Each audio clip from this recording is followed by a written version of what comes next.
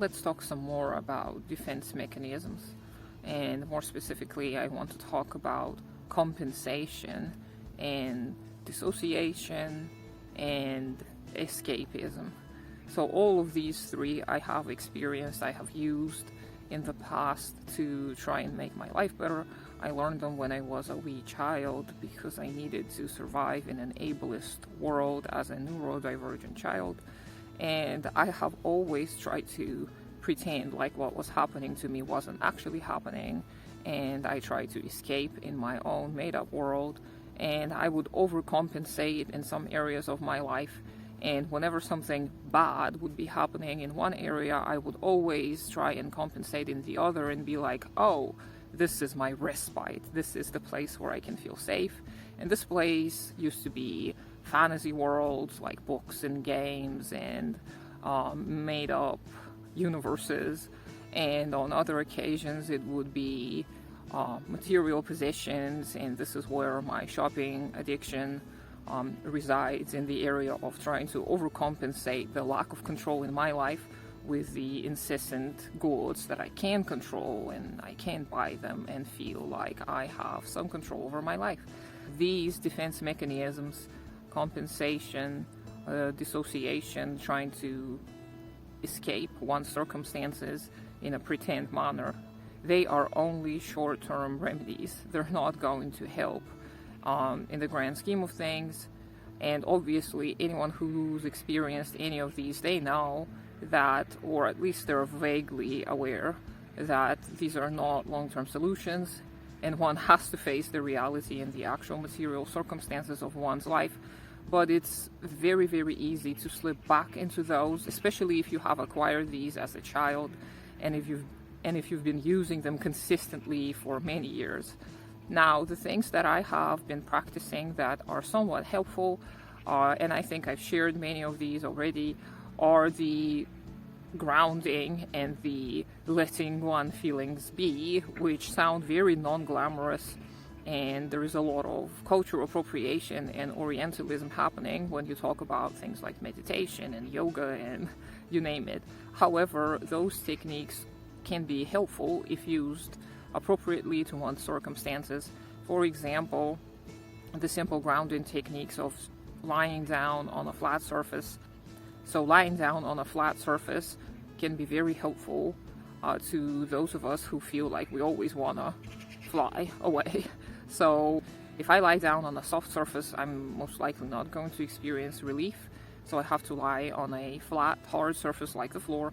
And at first, it's going to feel very uncomfortable and unnatural. And I usually experience a lot of anxiety when I just lie down for a minute or two. So I have to lie down for a prolonged period of time. And counting can help, and focusing on one's breath can help, even though it can also lead to more anxiety in some people, including myself.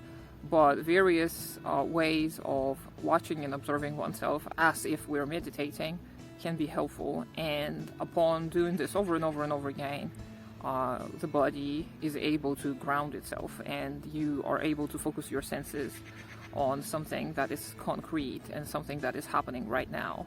And this may lead to the relief of the symptoms that lead to escapism and the desire to overcompensate. Another simple trick is to engage in some kind of a steaming activity. And some people don't like the word steaming. I think it's very useful. So stimulating the senses by engaging in some kind of a repetitive behavior. And I find exercise balls to be very helpful in this regard. Some people call them yoga balls. So just sitting and bouncing can be very helpful. Obviously fidget toys, I love those. And swinging is another motion that I really, really enjoy. And I have a yoga hammock at home, which I use as a swing often. So you can just sit in it and swing, and you can lie down in it. And these are immensely helpful. And you have to make sure that you engage in them for a prolonged period of time, not just a few minutes, because just a few minutes can be helpful, again, short term. But if you're not just looking for a 5-minute release, you'll probably need to do more of it. Now, and all of these may lead you to start experiencing your actual states and your actual emotions that are present at the moment. And at first it's going to feel very uncomfortable and it may be very scary. And I know from experience that you don't want to feel the way you do.